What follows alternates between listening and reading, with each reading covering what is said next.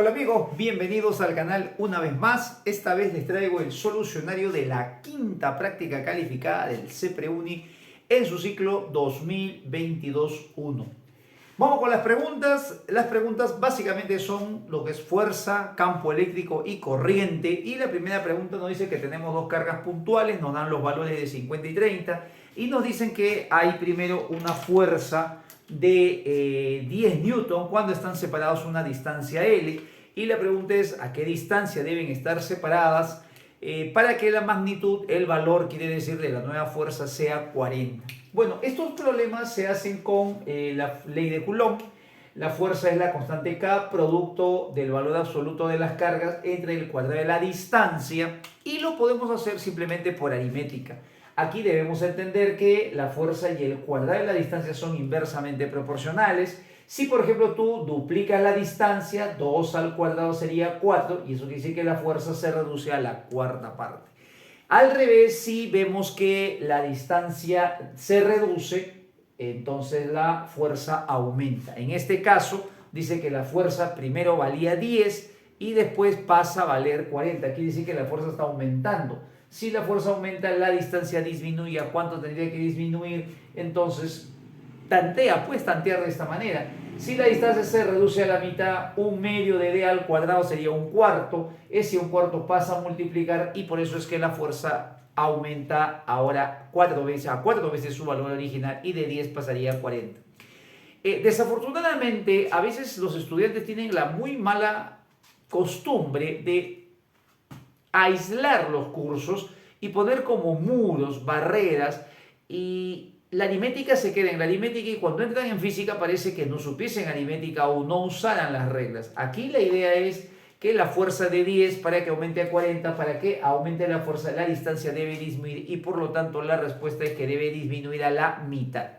Si suponiendo que de esa manera no lo puedes entender, no puedes captar la idea de qué es eso de la distancia, entonces otra forma de hacerlo tendría que ser, a ver, la siguiente. Vamos a ver una forma un poco más operativa, si es que de repente no se puede hacer así por aritmética, pero insisto que esa debería ser la forma original.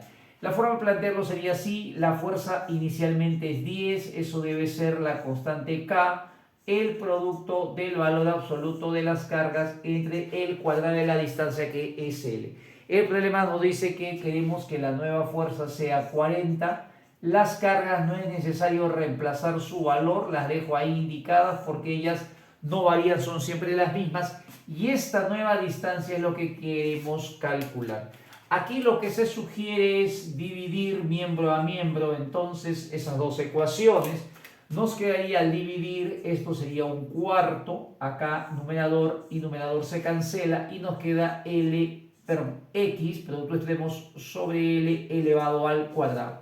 Sacando raíz cuadrada en ambos miembros sería un medio, cruzas en aspa y entonces x te sale l medio. ¿Ves? Todo ese trabajo te puedes ahorrar si aplicas la aritmética, tanto en resistencias también, como lo he indicado en este canal, en el vídeo de resistencias, usa siempre la aritmética. Acá también puedes usar la aritmética. La pregunta 2 es una pregunta teórica que habla sobre la línea de fuerza. La primera proposición nos dice si el campo eléctrico de una esfera conductora de radio R y con una carga Q, en el primer caso tiene una carga Q, voy a poner por acá una carga Q, supongamos que es positiva porque me dice que la carga Q solamente, vamos a suponer que se sobreentiende el signo más, dice que es este campo similar al que genera una carga puntual Q. A ver, es una carga puntual, vamos a ponerla así, una carga puntual del mismo valor, pero que está en el centro de esa esfera. Ahora la esfera ya no está cargada, sino tengo una esfera y tengo una carga puntual en el interior.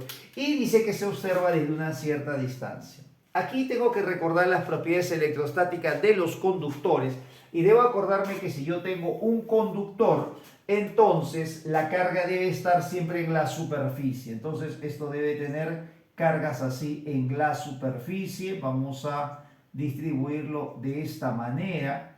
Si se coloca una carga neta, en este caso la carga Q, en un conductor, la carga se distribuye siempre en la superficie externa. Todo el interior tiene campo nulo y solamente va a haber campo hacia el exterior. El campo hacia el exterior debe ser, como es carga positiva, las líneas de fuerza deben dibujarse así, saliendo. Voy a dibujar acá algunas, están saliendo, fíjate bien. Siempre tienen que salir en forma perpendicular a la superficie. Aquí la propiedad es que en todo conductor el volumen es equipotencial y por lo tanto las líneas de fuerza deben estar saliendo en forma perpendicular. Vamos a poner aquí algunas más. Vamos a suponer que esto estuviese así. Acá dicen algunas líneas de fuerza adicionales. Fuerza o líneas de fuerza adicionales. Así. ¿Cómo sería ahora si tenemos la carga dentro de esa esfera conductora? Tú puedes imaginarte una esfera conductora de repente muy delgada, pero eso que para nosotros en forma macroscópica es delgada, pues para los electrones y para las partículas cargadas representan un pequeño grosor. Así que aquí está el grosor. Vamos a imaginar que ahora la carga está en el interior, adentro no tiene carga la esfera, sino solamente hay una carga. Y mira bien lo que va a pasar. Primero, esta carga positiva va a generar en la cara interna una carga negativa.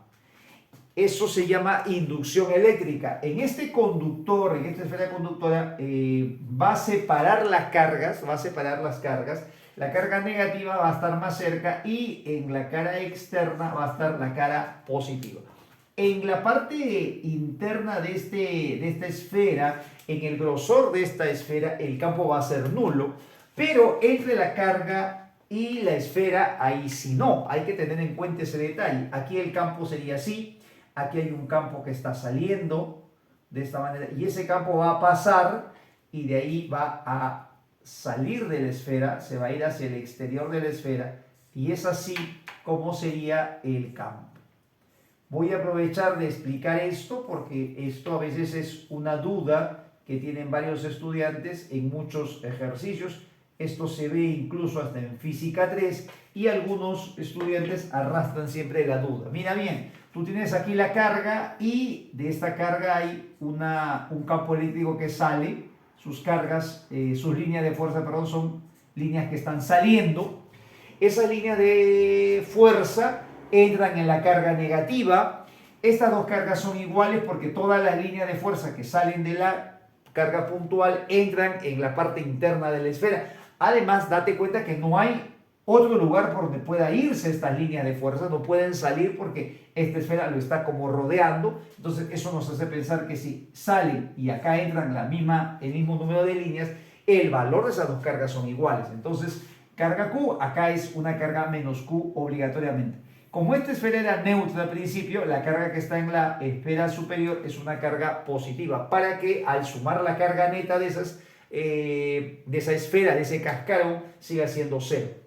Aquí hay campo nulo, mira, aquí hay campo nulo, pero obviamente para afuera el campo es semejante al que habíamos dibujado. Otra vez nos encontramos con la carga positiva en la superficie y entonces este campo, si tomas un punto que todavía dice está muy lejos, un punto que está muy distante, a una distancia mucho mayor del radio, la pregunta es, ¿el campo eléctrico de esta esfera que tiene una carga dentro y el de una esfera cargada son similares? Entonces la respuesta a esta proposición va a ser verdadero. Esta primera respuesta es verdadera. Vamos entonces con la primera respuesta. La segunda nos dice si las líneas de fuerza, cuando son así paralelas y rectas, representan un campo uniforme. Esto es verdadero. Cuando las líneas se acercan un poco más, quiere decir que el campo aumenta de valor, y si se separan es porque disminuye. Si son rectas paralelas y líneas rectas y además se mantienen en todo momento paralelas, son rectas y paralelas, entonces el campo es uniforme. Y la tercera, esta es la propiedad justamente de la línea de fuerza que está en el vídeo de este canal. La cantidad de líneas que sale o entra en una carga siempre es proporcional al valor de la carga. Acá nos dicen que en este diagrama se muestra la carga Q2 que tiene una magnitud, o sea, un valor de 40. La carga Q2 sería menos 40 porque estas líneas están entrando en esta esfera. La carga 2 entonces es negativa, dice la magnitud del valor. Y me preguntan si la carga 1 es de 5. Entonces, esto se calcula así, mira. En esta esferita, aquí mira el dibujo, acá hay 3, 6, acá hay 8. O sea, estas 8 líneas me indican, me van a dar la información que es la proporción en el valor de la carga que ella posee. El valor de esta carga debe ser proporcional al número 8, mientras que la carga que posee la carga 1 debe ser proporcional a 3. Eso es lo que significa que acá yo ponga 3 líneas y acá ponga 8 líneas. Entonces, si 40 es a 8, a 3, ¿cuánto sería? La respuesta tiene que ser 15 positivo. Positivo porque están saliendo, negativo porque están entrando. Y 3 y 8 quiere decir que las cargas deben estar en esa misma proporción. Sería entonces 15 y 40. Como aquí en este problema me dicen 5, la respuesta aquí es falso. En la pregunta número 3, esto se ve en la clase. Cuando tú tienes dos esferas, vamos a poner que tengan cargas menos Q y menos Q es dato del problema. Dice que están separados a una gran distancia. Y dice que se las conecta por un alambre que también debe ser obviamente muy largo porque dice que están separados a una gran distancia. Y la pregunta es, ¿qué pasa con las cargas? Bueno, este caso también se analiza en la teoría. Los que han estado de repente conmigo en el ciclo paralelo recordarán que este caso se ha analizado. ¿Qué pasa con la carga? Aquí lo que va a pasar es que la carga se distribuye, la carga total del sistema, que sería la suma menos 2Q, se va a distribuir y la distribución tiene que ser en proporción a los radios.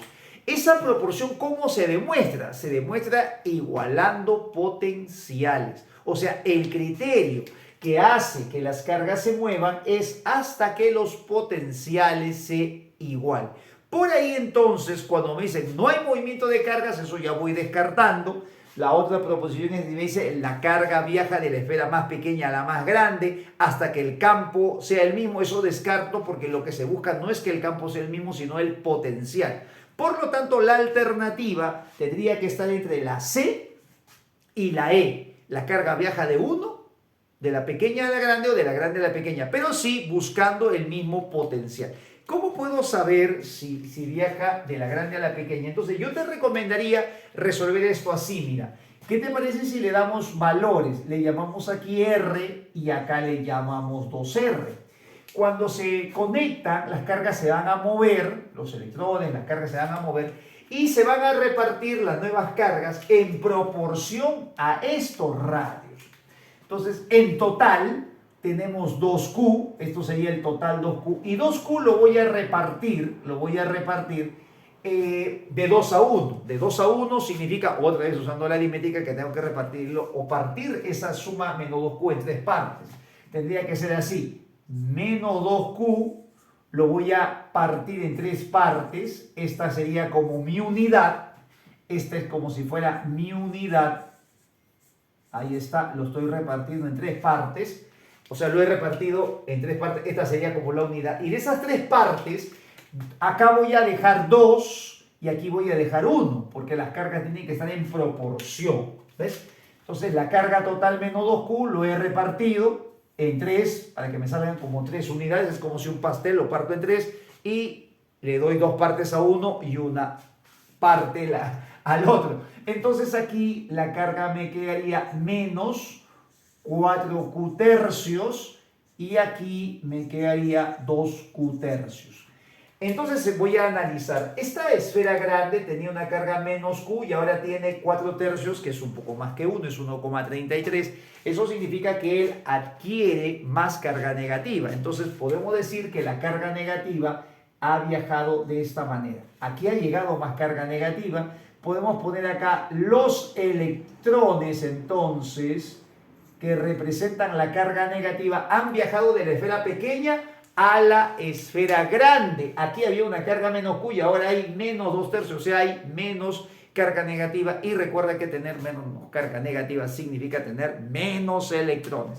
Por lo tanto, la respuesta debe ser la alternativa de la esfera pequeña a la esfera grande, debe ser la alternativa C. La carga viaja de la esfera más pequeña a la esfera más grande hasta que los potenciales se igualan. Esa debe ser la respuesta. En la pregunta número 4 tenemos un circuito, ¿no? Un circuito que se ve en el gráfico, lo dibujan de esta manera.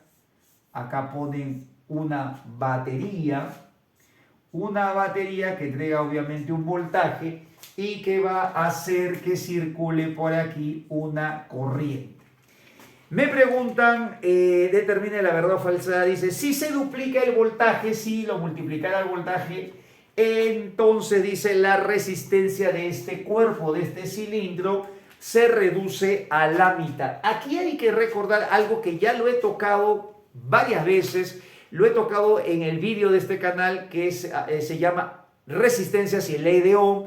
Lo he comentado también en un vídeo que le he llamado 5 errores que se cometen siempre en las academias, que es qué significa resistencia y qué significa ley de Ohm. Hay que acordarse que la resistencia es la relación entre el voltaje y la intensidad. Esta forma de hallar la resistencia es válida para cualquier material, sea conductor, sea semiconductor, sea cualquier material.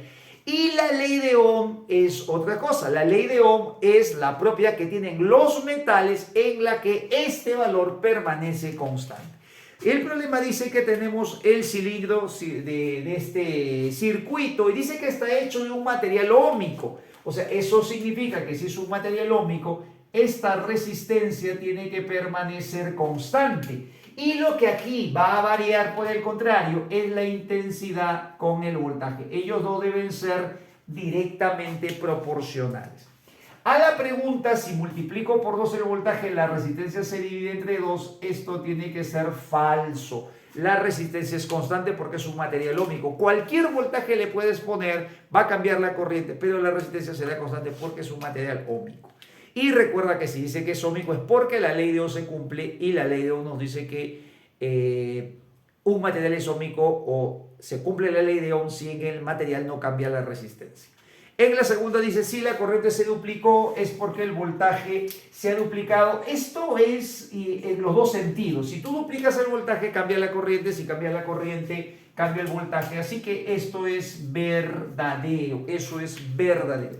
Y la tercera proposición nos dice la resistencia se puede calcular dividiendo obviamente el voltaje entre la corriente. Esto es verdadero. Así que la clave correcta debe ser falso, verdadero, verdadero. En la número 5 tenemos otro problema donde dice que la temperatura es 190 o a 190 grados Celsius de 9 ohm.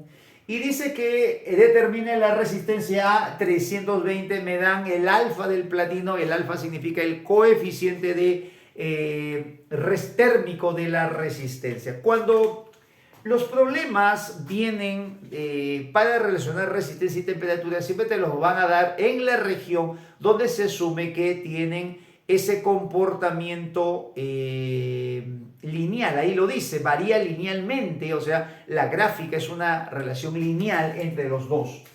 Entonces, esto se plantea así. La resistencia final será la resistencia inicial por 1 más coeficiente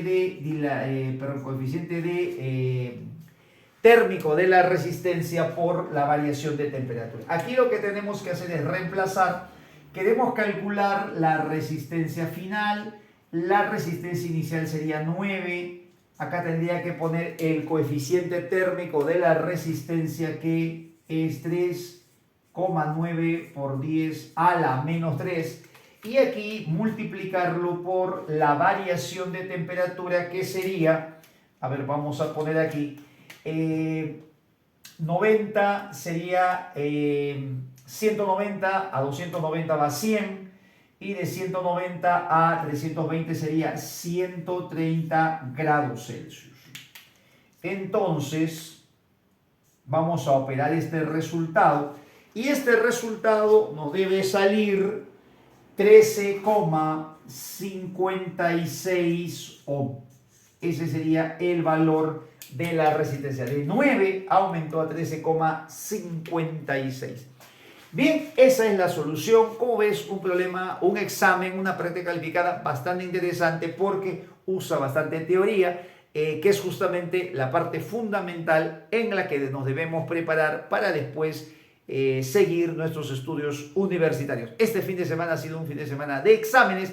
En el próximo vídeo traeré los solucionarios de otros exámenes que han habido también esta semana. Nos vemos y los espero en el próximo vídeo. No te olvides de compartir.